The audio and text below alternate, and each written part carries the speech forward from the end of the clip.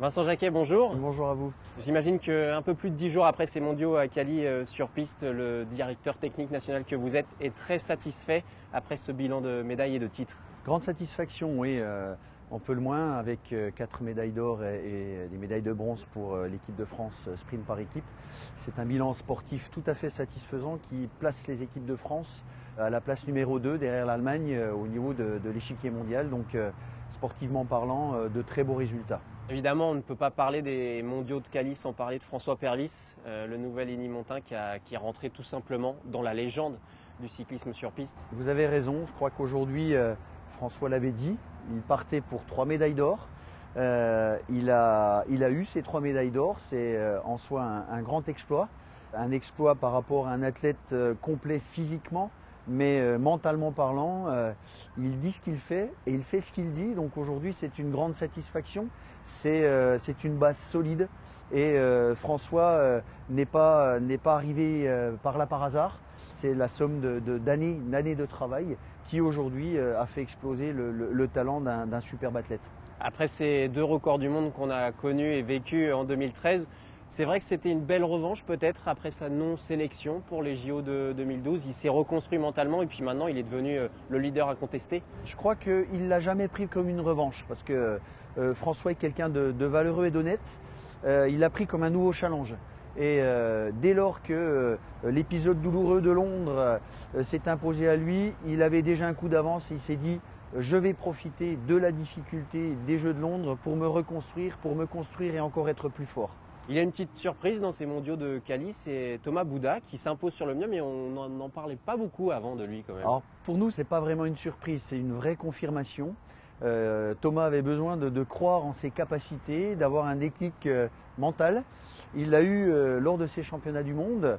Les phases de Coupe du Monde qui se sont passées les mois précédents ont été des révélateurs pour lui.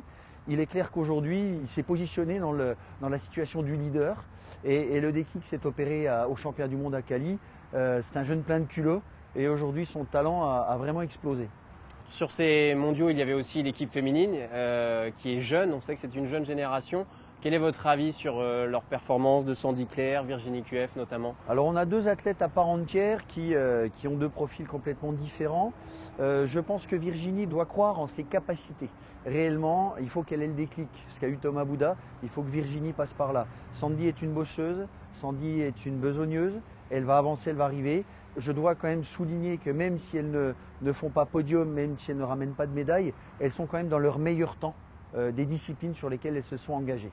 Donc le travail avance, paye, et aujourd'hui elles évoluent, l'apprentissage est long, mais leurs résultats sont très bons. Oui, pour rappel, Sandy a fini dans la finale du Keirin et puis Virginie QF, un 8e de finale en vitesse. C'est une jeune génération qui continue de progresser et qui va sûrement progresser encore plus ici. Oui, je crois que l'outil aujourd'hui, c'est indéniable, va les faire évoluer vers le mieux, vers le plus.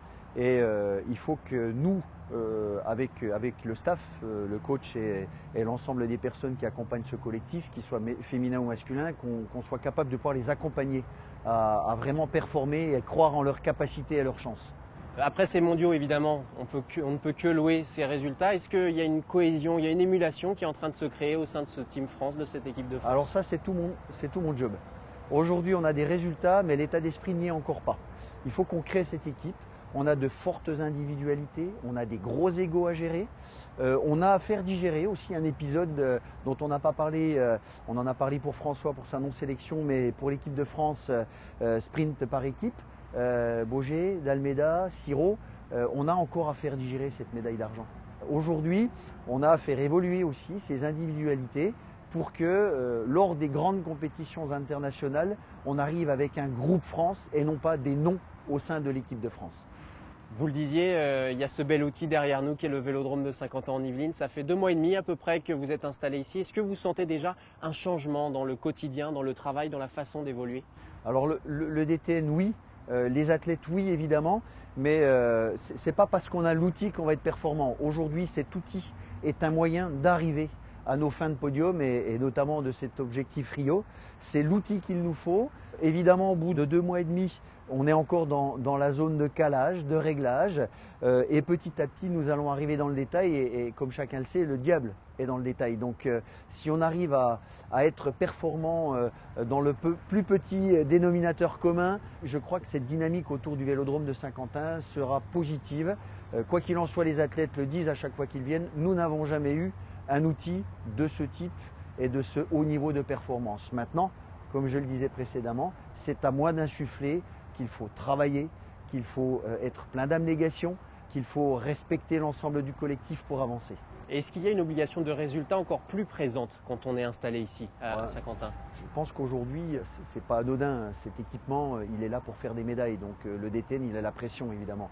Cette pression, il faut qu'elle soit positive. Il faut donner aujourd'hui l'image de cette unité de lieu comme le moyen principal de pouvoir accompagner ces élites à faire des médailles. Alors ça s'entend évidemment sur l'entraînement, ça s'entend sur les regroupements, ça s'entend sur des stages qui vont nous permettre de favoriser la cohésion parce que dans l'unité de lieu, on ne perd pas de temps et on va à l'essentiel. Vous parliez de médailles, j'en ai déjà discuté avec François Pervis ou Grégory Boger évidemment. Ce qui trotte dans leur tête presque quotidiennement, c'est ces JO de Rio. Est-ce que c'est l'objectif ultime? Maintenant, on est dirigé vers cet objectif-là? 2 ans et 5 mois.